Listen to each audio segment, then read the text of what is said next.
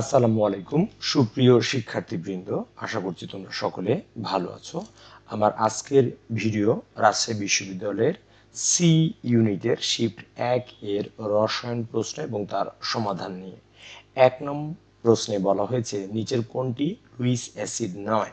Luis acid হতে হলে যে যৌগটা থাকবে সেই যৌগের কেন্দ্রীয় মৌলের অষ্টক অপূর্ণ হতে হবে। এখানে আমাদের যে উদাহরণগুলো দেওয়া আছে সবগুলোরই কেন্দ্রীয় যে মৌল আছে তার অষ্টক অপূর্ণ আছে।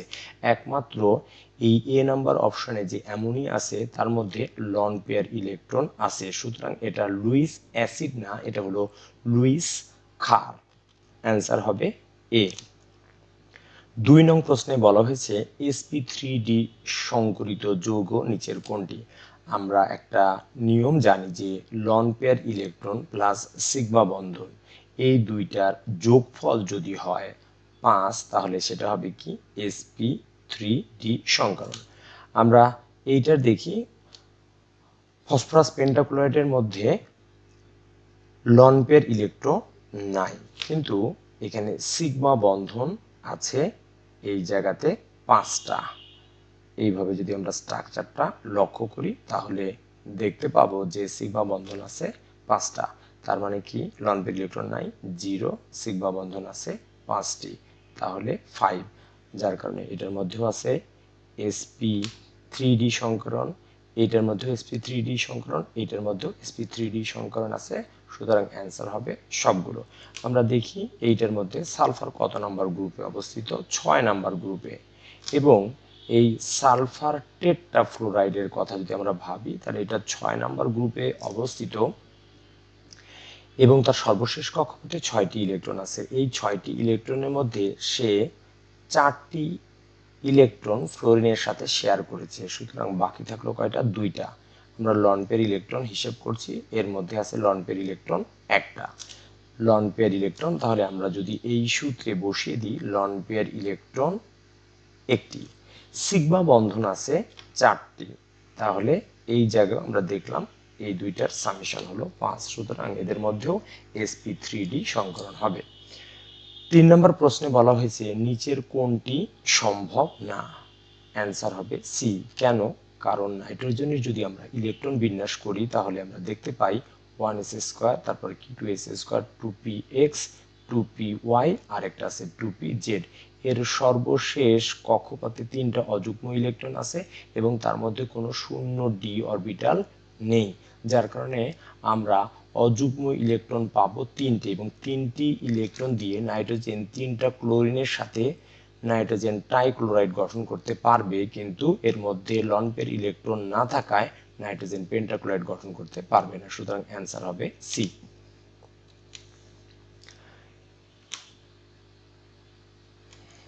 4 নম্বর প্রশ্নে বলা হয়েছে 5% সোডিয়াম হাইড্রোক্সাইড দ্রবণের মোলার ঘনমাত্রা কত। আমাদের একটা সূত্র জানি আমরা, S = 10x divided by m। এই x মানে বোঝাচ্ছে যে পার্সেন্টেজের পরিমাণ, ঘনমাত্রা যেটা আছে সেই পার্সেন্টেজের পরিমাণ।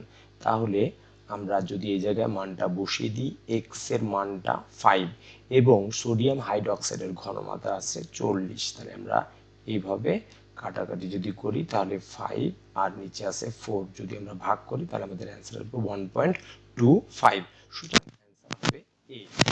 এখানে আরেকটি প্রশ্নে বলা হয়েছে 27 ডিগ্রি সেন্টিগ্রেড তাপমাত্রায় 7 গ্রাম নাইট্রোজেন গ্যাসের জন্য আদর্শ গ্যাস সমীকরণ কোনটি হবে। আমরা আদর্শ গ্যাসের সমীকরণ জানি PV = nRT। n আমরা জানি W ডিভাইডেড বাই m আর T।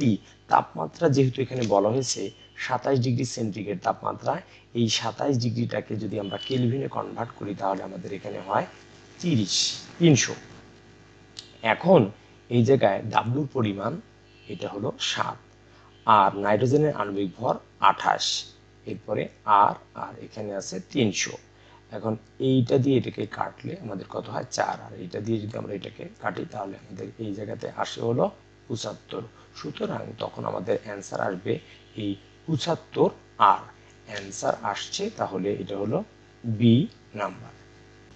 এরপরে আমরা আরেকটি প্রশ্ন দেখব যে বিক্রিয়ার সাম্যের উপর কোনটির প্রভাব নেই? প্রভাবকের প্রভাব নেই, কারণ বিক্রিয়াটা যখন সাম্য অবস্থায় থাকে তখন তার সম্মুখ বিক্রিয়ার হার এবং পশ্চাৎ বিক্রিয়ার হার এই দুটো সমান হয় এবং বিক্রিয়ক উৎপাদের ঘনমাত্রা কোনো পরিবর্তন হয় না, যার কারণে প্রভাবক এই সাম্যের উপর কোনো প্রভাব বিস্তার করতে পারে না। হাইড্রোজেন পরমাণুর তৃতীয় কক্ষপথের ইলেকট্রনের শক্তি প্রথম কক্ষপথের শক্তির কত গুণ? আমরা একটা সূত্র জানি, En ইকুয়াল টু E1 গুণিতক Z square divided by N square. এখানে n ইকুয়াল টু ধরা হয়েছে 3, তাহলে এবং হাইড্রোজেন পরমাণু যেহেতু, সুতরাং জেড এর মানটা হবে 1। তাহলে আমরা যদি এই সমীকরণটা একটু লক্ষ্য করি তাহলে যেখানে n আছে সেখানে 3 বসিয়ে দিলাম, তার মানে E1, আর জেড এর মানটা 1 আর n এর মানটা 3, তার মানে এইটা।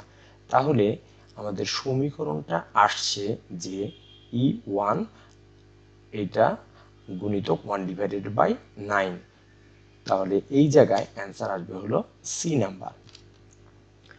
8 নম্বর প্রশ্নে বলা হয়েছে সম আয়তনের 0.1 মোলারিটির একটা লবণ এবং 0.1 মোলারিটির একটা দুর্বল অ্যাসিডের মিশ্রণের পিএইচ কত, এবং এইখানে ইথানোয়িক অ্যাসিডের পিকে এর মান দেওয়া আছে। আমাদের একটা সূত্র জানা আছে, pH equal to pKa plus log, উপরে হলো লবণের ঘনমাত্রা, লবণ হিসেবে এখানে আছে সোডিয়াম ইথানয়েড, আর নিচে যেটা আছে সেটা হচ্ছে কি আমাদের একটা অম্ল, এই দুইটার ঘনমাত্রা অম্ল হিসেবে আছে সেটা হলো ইথানোয়িক অ্যাসিড, এইটা ইথানোয়িক অ্যাসিড আছে। এখন পিকের মানটা দেওয়া আছে, তাহলে পিকের মানটা আমি যদি বসিয়ে দিই সেটা হচ্ছে এই 4.76 প্লাস কি লগ, দুইটারই ঘনমাত্রা সেম 0.1 আর এখানে আছে 0.1, যদি আমরা কেটে দিই তাহলে লগ 1 এর মানটা কত 0, সুতরাং এইটুকুর মান হয়ে যাবে 0, আর অ্যান্সার হবে 4.76, সুতরাং অ্যান্সার হবে হলো সি। এখানে 9 নম্বর প্রশ্নে বলা হয়েছে নিচের কোন বিক্রিয়ার অনুপাত কিউসি এর উপর চাপের প্রভাব নাই? এখন চাপের প্রভাব যেটা ডেল এন এর মানটা হলো কি 0, সেই ক্ষেত্রে চাপের প্রভাব থাকবে না।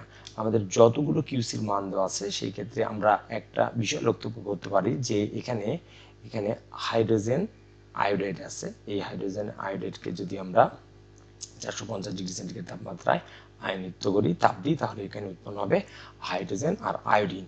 এই জায়গায় মূল সংখ্যা কয়টা আছে 2টা, এখানে মূল সংখ্যা কয়টা আছে 2টা, সুতরাং ডেল এন এর মান কত হচ্ছে 0, ফলে 9 নম্বর প্রশ্নের অ্যান্সার হবে সি। 10 নম্বর প্রশ্নে বলা হয়েছে যে অ্যামোনিয়া যুক্ত দ্রবণে সিলভার নাইট্রেট দ্বারা নিচের কোনটি শনাক্তকরণ করা যায়? আমরা একটা বিষয় জানি যে আমাদের ফেলিং দ্রবণ আর টলেন বিকারক পরীক্ষা আছে, এই পরীক্ষাতে অ্যালডিহাইড এবং কিটোন শনাক্তকরণ করা যায়। অ্যালডিহাইড এই অ্যামোনিয়াযুক্ত সিলভার নাইট্রেট এর সাথে বিক্রিয়া করলে সিলভার নাইট্রেটের একটা সাদা অর্ধক্ষেপ করে, কিন্তু কিটোন তৈরি করতে এটা পারে না, যার কারণে অ্যান্সার হবে হলো বি। এখানে 11 নম্বর প্রশ্নে বলা হয়েছে যে 5 লিটার কোনো গ্যাসের চাপ এবং কেলভিন তাপমাত্রা আয়তন দ্বিগুণ করা হলে তার আয়তন কত হবে? এটা হলো গেলুসেভ বা অ্যামান্টানের একটা সূত্র আছে যে স্থির আয়তনে এই চাপ আর তাপমাত্রাকে, চাপ এবং তাপমাত্রা এটা হলো কি সমানুপাতিক, তাহলে এটা স্থির আয়তন।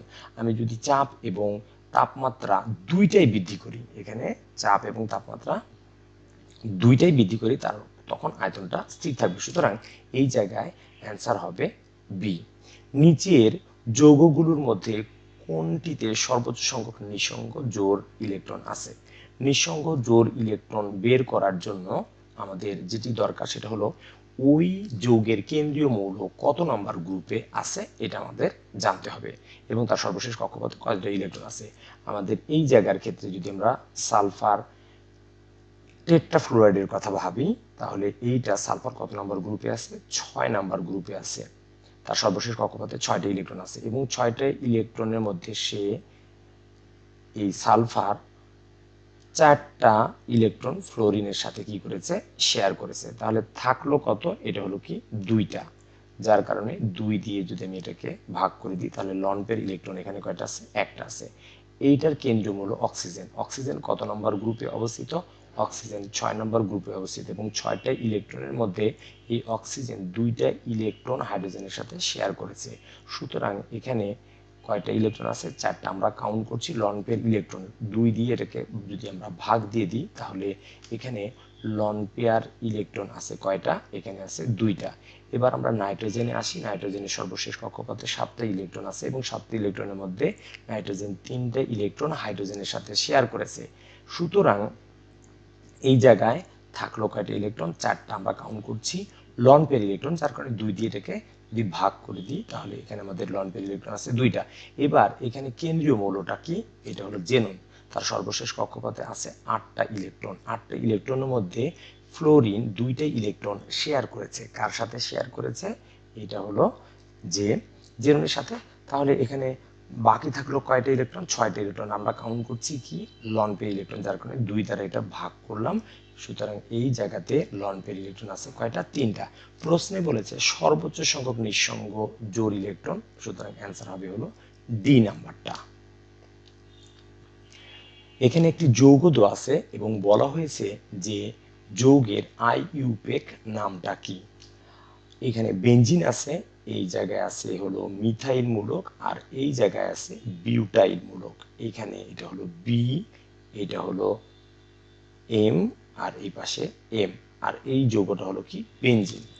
আমাদের নামকরণের সময় যেটি মনে রাখতে হবে যে ডিকশনারি অনুযায়ী যেটা কাছে, অর্থাৎ বর্ণমালা ডিকশনারি এই বর্ণমালা অনুযায়ী বি, তারপরেরটা হলো এম। সুতরাং আমরা এখানে ধরবো এটা হলো 1 নম্বরে আছে হলো বিউটাইল, 3, এটা 2, এটা হলো 3 এবং 4, এই নাম্বারে আছে হলো মিথাইল। অ্যান্সার হবে 1 বিউটাইল 2 3 ডাইমিথাইল বেনজিন। অ্যান্সার হবে সি। এখানে আরেকটি প্রশ্নে বলা হয়েছে যদি কোনো জৈব যৌগে 2টি সদৃশ্য অপ্রতিসম কার্বন থাকে তবে ওই যৌগে সম্ভাব্য আলোক সমতার সংখ্যা কত? আলোক সমতার সংখ্যা বের করার জন্য আমাদের 2n, এটা একটু মনে রাখবো। n হলো কাইরাল কার্বন বা অপ্রতিসম কার্বনের সংখ্যা। তাহলে যদি আমি এখানে বসিয়ে দিই তাহলে আমাদের অ্যান্সার হবে কত? 4। সুতরাং এই 14 নম্বর অ্যান্সার হবে 4। এখানে 15 নম্বর প্রশ্নে বলা হয়েছে কোনটি হ্যালোফর্ম বিক্রিয়া দেয় না? হ্যালোফর্ম বিক্রিয়া প্রদর্শনের জন্য শর্ত হচ্ছে মিথাইল কার্বনিল মূলক থাকতে হবে এবং যাদেরকে জারিত করলে আমরা মিথাইল কার্বনিল মূলক পাবো তারা হলো এই হ্যালোফর্ম বিক্রিয়া প্রদর্শন করবে। তাহলে আমাদের যে যৌগগুলো আছে সেই যৌগগুলো যদি আমরা একটু লক্ষ্য করি, আমরা অ্যালকোহলকে যদি আমরা জারিত করি তাহলে এই মিথাইল কার্বনিল মূলক আমরা পাবো। সুতরাং এটার মধ্যে এটাকে যদি আমি জারিত করি তাহলে মিথাইল কার্বনিল মূলক পাবো। এটার মধ্যে মিথাইল কার্বনিল মূলক বিদ্যমান, এইটার মধ্যেও মিথাইল কার্বনিল মূলক বিদ্যমান, কিন্তু এটাকে যদি আমি জারিত করি তাহলে এখানে তৈরি হবে কি? Carboxylic acid. এই কার্বক্সিলিক অ্যাসিডের মধ্যে এটা যে মিথাইল কার্বনিল আছে সেই মিথাইল কার্বনিল হিসেবে বেসিক্যালি কাজ করে না। সুতরাং অ্যান্সার হবে কি? C number. এবার আমরা আরো একটি প্রশ্ন লক্ষ্য করব। এখানে বলা হয়েছে 100 গ্রাম চুনাপাথরকে তাপে সম্পূর্ণরূপে বিয়োজিত করলে কি পরিমাণ চুন পাবো? চুনাপাথর এই ক্যালসিয়াম কার্বনেট, এই ক্যালসিয়াম কার্বনেটকে যদি আমরা তাপ দিই তাহলে উৎপন্ন হবে কি? ক্যালসিয়াম অক্সাইড, আর উৎপন্ন হবে কার্বন ডাই অক্সাইড। এইটার আণবিক ভর কত? এটার হলো 100 গ্রাম। আর এইটার আণবিক ভর কত? এটার হলো ক্যালসিয়ামের হলো 40 আর অক্সিজেনের 16, তার মানে হচ্ছে কি? 56। সুতরাং 100 গ্রাম চুনাপাথরকে সম্পূর্ণরূপে তাপে বিয়োজিত করলে আমরা এই 56 গ্রাম চুন পাবো। 50 মিলিলিটার পানির নমুনা বিশ্লেষণ করে 5 মিলিগ্রাম আয়রন পাওয়া গেলে ppm এ আয়রনের পরিমাণ কত? আমাদের ppm এককের একটা সূত্র আমরা জানি, ppm এককে সেটা হচ্ছে ms গুণিতক 10 টু দি পাওয়ার 3। এখানে m, আর এই জায়গায় বলা হয়েছে s সমান আমরা জানি 1000 W, আর নিচে হলো m আর ভি ভি এর মানটা আমরা জানি, এটা হলো ভি এর মান 50, আমি 50 বসিয়ে দিলাম।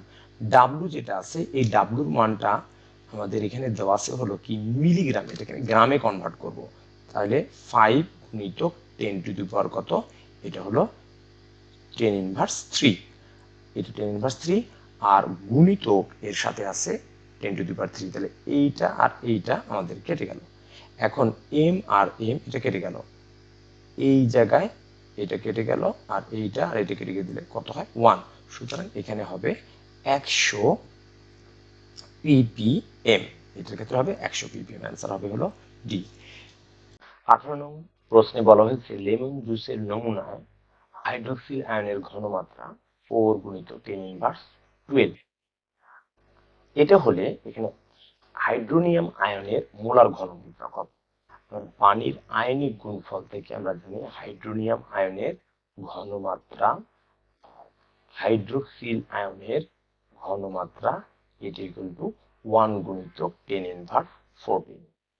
এখন হাইড্রোনিয়াম আয়নের ঘনমাত্রা বের করতে বলতে হলে এইভাবে আমরা লিখতে পারি, 1 আমরা লিখবো না, 10 ইনভার্স কত, এটা হলো 14। আর হাইড্রোক্সিল আয়নের ঘনমাত্রা নিচে চলে আসে, আমরা একবার লিখে নিলাম, সেটা হলো 4 গুণিতক 10 ইনভার্স, এটা হলো 12। এখন যদি আমরা এভাবে লিখি 1/4, আর এখানে 10 ইনভার্স 14, এইটার ক্ষেত্রে যদি উপরে চলে যায় তারপরে কি প্লাস এইটার ক্ষেত্রে 12, যদি আমরা হিসাব করি তাহলে আমাদের 1/4 গুণিত এটা হলো 10 ইনভার্স 2, এইটা যদি আমরা ক্যালকুলেশন করি তাহলে আমাদের আসে 0.25 গুণিতক 10 ইনভার্স 2। এখন এইটার ক্ষেত্রে যদি আমরা এটাকে নিয়ে আসি তাহলে এভাবে লিখতে পারি 2.5 গুণিতক 10 ইনভার্স, এটা হলো 3, অ্যান্সার আসবে হলো সি নাম্বার। এখানে 19 নম্বর একটি প্রশ্নে বলা হয়েছে নিচের কোন অ্যাসিডটি তীব্রতম। তো অক্সো অ্যাসিড গুলোর ক্ষেত্রে আমরা জানি যে কেন্দ্রীয় মৌলের এই জারণ সংখ্যা যার যত বেশি হবে সেটা বেশি শক্তিশালী, যেরকম এটার কত, এটা হলো 7, এইটারও কত, এটা হলো 7। এখন যদি দুইটা অ্যাসিডের কেন্দ্রীয় মৌলের জারণ সংখ্যা 7 হয়, দেখতে হবে কার আকার ছোট, যার আকার ছোট সে বেশি শক্তিশালী। এই ক্লোরিন আর এই ব্রোমিনের মধ্যে ক্লোরিন হবে কি ই। এখানে কক্ষ তাপমাত্রায় যে এর আর আয়রন এর পরিবারের বিজারণ বিভবের মানগুলো যতগুলো দেওয়া আছে, এই বিজারণ এইটার ক্ষেত্রে আমাদের যেটি দেওয়া আছে সেটা হচ্ছে কি বিজারণ বিভবের মান, এটার ক্ষেত্রে বিজারণ বিভবের মান দেওয়া। আমরা সূত্র জানি ই নট সেল, এই E naught cell equal to E অ্যানোডে অক্সিডেশন হবে, অ্যানোডে অক্সিডেশন, আর ক্যাথোডে হবে রিডকশন, আর ক্যাথোডে এইটার ক্ষেত্রে এটা হবে রিডকশন। এইটার ক্ষেত্রে তাহলে এইখানে জিঙ্ক আর আয়রনের মধ্যে জিঙ্কের অবস্থান উপরে, সুতরাং এই জিঙ্কের এখানে জারণ, জিঙ্কের এই যেটা হচ্ছে জারণ, আর এখানে আয়রনের হবে বিজারণ, আয়রনের হবে বিজারণ, আয়রনের বিজারণ। এখন জিঙ্কের ক্ষেত্রে এই যে আমাদের যে মানটা দেওয়া আছে সেটা হলো বিজারণ, কিন্তু তার হবে জারণ, চেঞ্জ করে নিন, চেঞ্জ করে নিলে এই যে একটা মাইনাস সেটা হবে কি প্লাস, মানে কি 0.76, আর এইটার যে মান আছে সেটা হলো কি মাইনাস, মাইনাস করে দিই 0.4, 0.3, এটা হলো 6, তার সাথে যে মান আছে সেটা হলো কি এ নাম্বার মান। এখন নিচের কোনটি মৃদু তড়িৎ বিশেষ্য, এই জায়গাতে যতগুলো হলো তড়িৎ বিশেষ্য এগুলো হলো এটাও এবং এটা দুইটাই হলো তড়িৎ বিশ্লেষ্য, এবং এই দুইটার এই তিনটার মধ্যে সবচেয়ে মৃদু তড়িৎ বিশেষ্য হলো এইটা, এর মধ্যে শক্তিশালী একটা হাইড্রোজেন বন্ধন আছে, এই হাইড্রোজেন বন্ধন দ্বারা এইটা মধ্যে বন্ধন কমপ্লিমেন্ট আইন হয়। এবার আমরা 22 নম্বর প্রশ্নটি লক্ষ্য করব, জৈব যৌগে কার্বন কার্বন দ্বিবন্ধনের অবস্থা নির্ণয় কোন পদ্ধতি ব্যবহার করা হয়, ওজনের সাথে ব্যবহার করা হয়। 23 নম্বর প্রশ্ন carbon alkyl magnesium halide dry ইথারের উপস্থিতিতে যৌগ তৈরি করি, সেটা হলো ওয়াই যৌগ। ওয়াই যৌগকে যদি আমরা বিশ্লেষণ অম্লীয় মাধ্যমে করি, যেটা পাই সেটা হলো বা ইথানোয়িক অ্যাসিড। তাহলে আমরা একটু লক্ষ্য করব এই জায়গাতে কার্বন ডাই অক্সাইড এইভাবে দেখুন, এই ধরনের এখানে মিথাইল ম্যাগনেসিয়াম হ্যালাইড। এই জায়গায় যেটা হবে সেটা হলো কি, এই জায়গায় এটা কোথায় চলে আসবে, এইখানে চলে আসবে, আর এইটা এখানে চলে আসবে। কার্বন আর অক্সিজেনের তড়িৎ বেশি থাকে, এটা হয় আংশিক ঋণাত্মক আর এটা হয় আংশিক ধনাত্মক। গ্রিকনাস বিকারকের জন্য এইটুকু হয় হলো মাইনাস আর এইটুকু হয় প্লাস। সুতরাং আমরা লিখতে পারি তাহলে এইটার ক্ষেত্রে আমরা লিখতে পারি অক্সিজেন ম্যাগনেসিয়াম, এটা হলো অক্সিজেন, এই দেখি মিথাইল মূলক। তাহলে আমাদের ওয়াই যৌগ জানতে চাইছি, তাহলে ওয়াই যৌগ আমরা যদি এইভাবে লিখি ও ও ম্যাগনেসিয়াম হবে বি। এবার আমরা আরেকটু লিখবো, সেটা হচ্ছে কি 24 নম্বর প্রশ্ন। এই ম্যাগনেটাইট আয়ন কয়টা ইলেকট্রন গ্রহণ করে এবং ইলেকট্রন গ্রহণ করে। এবার আমরা 25 নম্বর প্রশ্নটি দেখে নিব। এখানে বলা হয়েছে 1 মোলার দ্রবণে 0.3 মোল দ্রবীভূত থাকে, দ্রাবকের পরিমাণ কত? আমরা জানি যে এই 1 মোল এই দ্রবীভূত থাকে 1000 গ্রাম দ্রাবকে। তাহলে এখানে প্রশ্নে কতটুকু দেওয়া আছে, 0.3, তার মানে কি 0.3 এই মোল দ্রবীভূত থাকবে 1000 গুণিতক 0.3 গ্রাম দ্রাবকে। এই দ্রাবকে এখানে অ্যান্সার হলো 300 গ্রাম। অ্যান্সার হলো বি। এতক্ষণ ভিডিওটি দেখার জন্য তোমাদের সকলকে অসংখ্য ধন্যবাদ।